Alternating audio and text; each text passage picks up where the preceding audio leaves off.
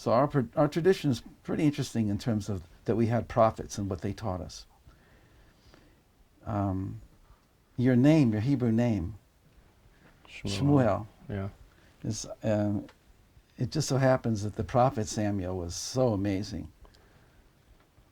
and I carry the name Avraham. And so Avraham and Shmuel meet down here in this dimension. Maybe something's going on upstairs that we don't even know about, but let's just conjecture that when something goes on down here, so something meaningful also goes on upstairs. As above, so below, they say.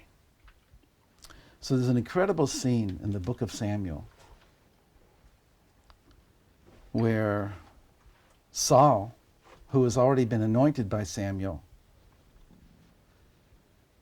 has been told that the kingship has been stripped from him.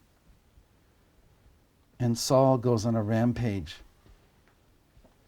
He pursues David. David is a fugitive. He takes refuge in Samuel's homestead, which is above Jerusalem in the place that's now called Remote. So Samuel was there, and David went to him. And Samuel had students. And Saul sent soldiers. He had heard, he was told that David was hiding with Samuel. He sent a platoon of soldiers, and as they approached and got near the circle that Samuel was standing in, and his students were sitting, including David, they created a power circle. As they got close to the circle, the soldiers started prophesying. They couldn't do their job. David is king. David is king. And so they were neutralized. Saul sent a second and a third platoon of soldiers to get David. And each one of them was neutralized by this power circle, with Samuel standing and David sitting with all the others. Finally, Saul went himself. And as he gets close, so he also starts prophesying. And so as he gets close, the Bible says that he takes off his clothes. So there's 3 levels of interpretation. One is that he took off his royal clothes because he knew in his state of prophecy he wasn't king. Second is that he took off all of his clothes because it was like he went mad. And he fell down in front of Samuel, face down for 24 hours. He was out. The third interpretation is he took off his body, which is the symbolic meaning of taking off one's clothes. One's body vis-a-vis one's soul is called one's clothes. In other words, he went into a high prophetic state. What interested me when I saw this, and this is the end of it, is that Samuel's standing, and the others are sitting, and Saul is lying flat. If you can stand during prophecy, only Moses could. All the other prophets, their bodies felt unhinged. Something overwhelming overcame them. It's called the divine inspiration, the Ruach HaKodesh. And so for Samuel to be standing shows and confirms what the rabbis say about him. He was an amazing prophet.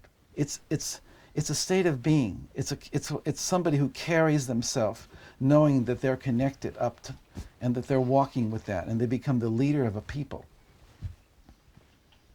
And they call the people together, and they pray together, and they connect.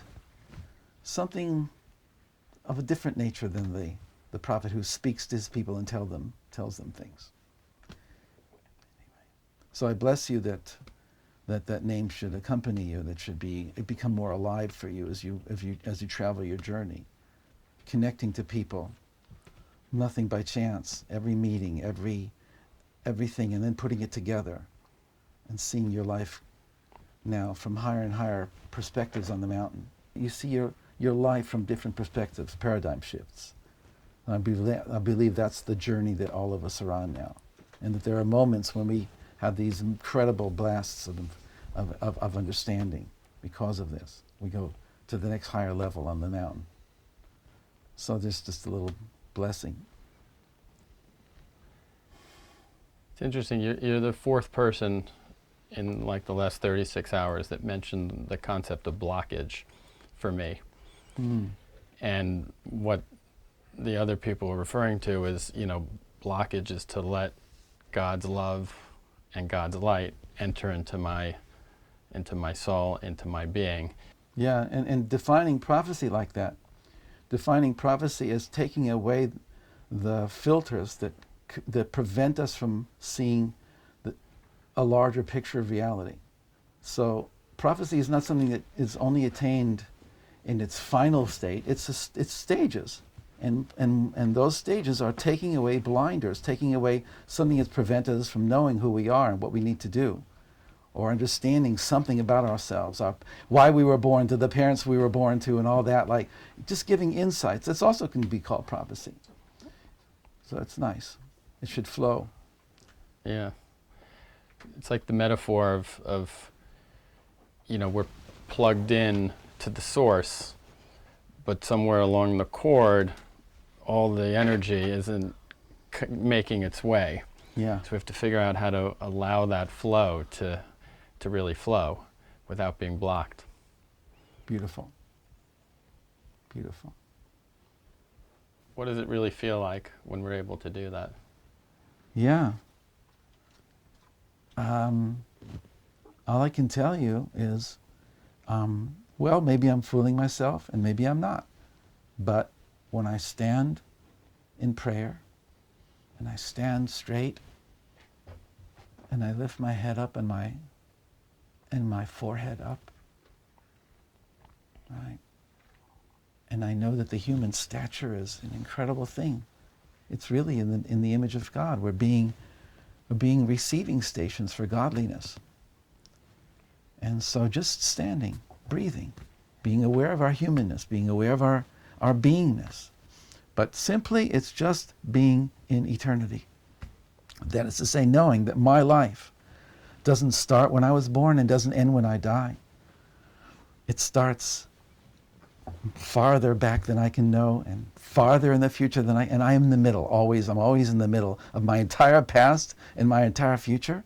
And you allow yourself to feel that. It's not like an intellectual, rational thing. It's a super rational process, but it's no less possible for us than just thinking normal thoughts. It's just using that extra sense that we have. I love moments in eternity. I think they're very special, and I think everybody can have them.